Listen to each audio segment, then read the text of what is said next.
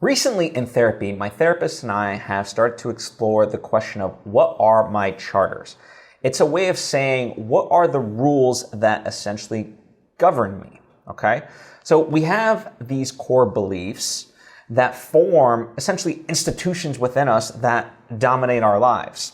As Carl Jung once said, until we make the unconscious conscious, it will dominate our lives and we will call it destiny, right? So that's what this is trying to unearth, is what is the underlying mechanism of this rule book we've created for ourselves that we're not even necessarily aware of. So let me kind of show you how this works as an entry point, okay? So you ask yourself a question of what is my charter for truth or denial or fear or the stories I tell myself.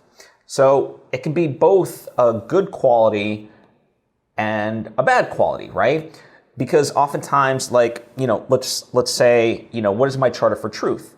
Wanting truth in your life is a good thing, right? We should want things to be truthful and we should want to be truthful.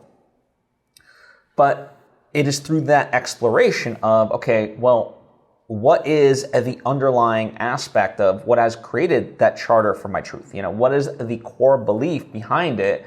And is that a good thing or a bad thing? Has it become a limiting belief or not, in that sense? And so you kind of explore this and you try to unearth the negative aspects, right? Again, whether it's something that seems like a positive of truth or something negative as fear, you try to see, do you have a positive or negative association with it? Because you might say, what's my charter for fear?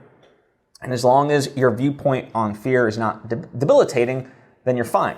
Whereas you might come up against something, again, like truth, which is we would term, for lack of a better way, as a good thing, right? But you have a negative association with it. Well, why is that? What are the underlying aspects that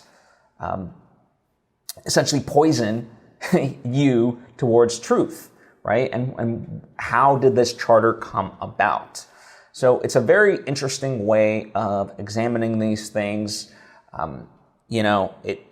It's been very meaningful to me and my progression through the work that I'm doing.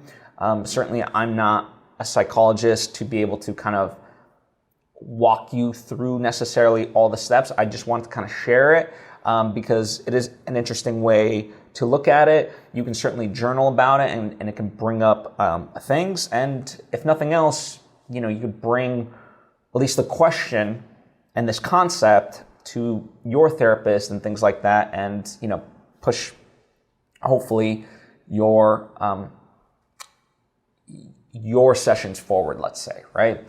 So I hope this truly does help in the ways that it has helped me.